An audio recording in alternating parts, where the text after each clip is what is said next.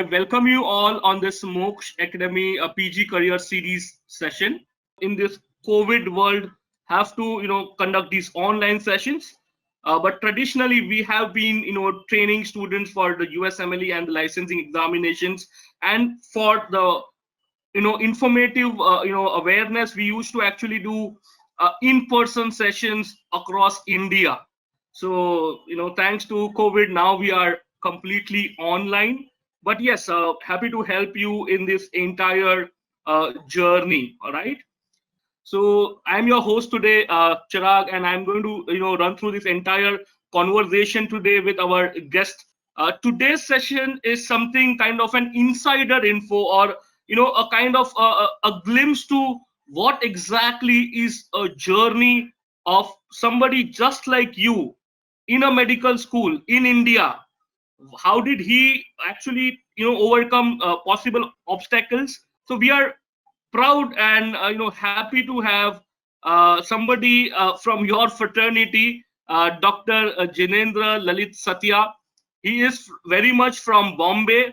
He completed his MBBS from the prestigious Grand Medical College, JJ Group of Hospitals.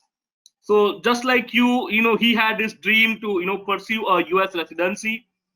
He further went on to do his MD in internal medicine from University of Miami, subsequently moved to NYC, where he is a chief medical resident for New York Medical College, and currently he is pursuing his advanced hepatology fellowship at the prestigious Beth Israel Deaconess Medical Center, a teaching hospital of the Harvard Medical School in Boston.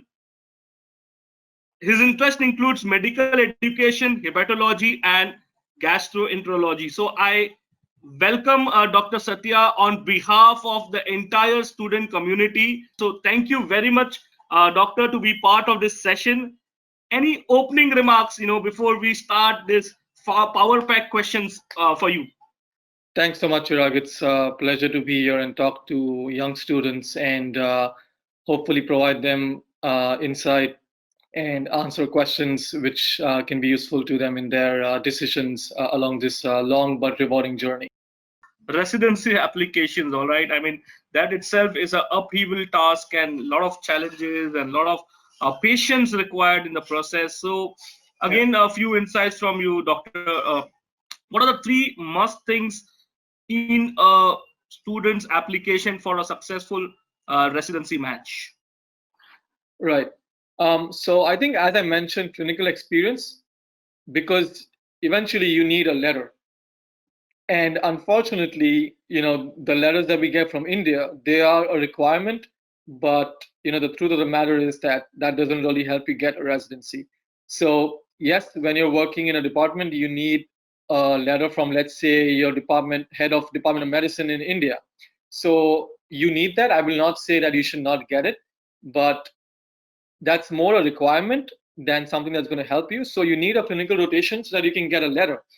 Ideally, programs need 3, if not 4 letters. And if you have the opportunity, if you've done enough rotations, you can actually have letters from 2, maybe 3 people.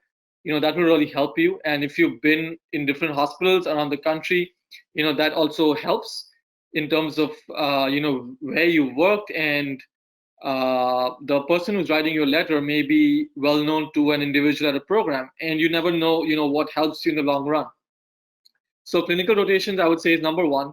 I would say, just based off that, letters of recommendation, those are very important.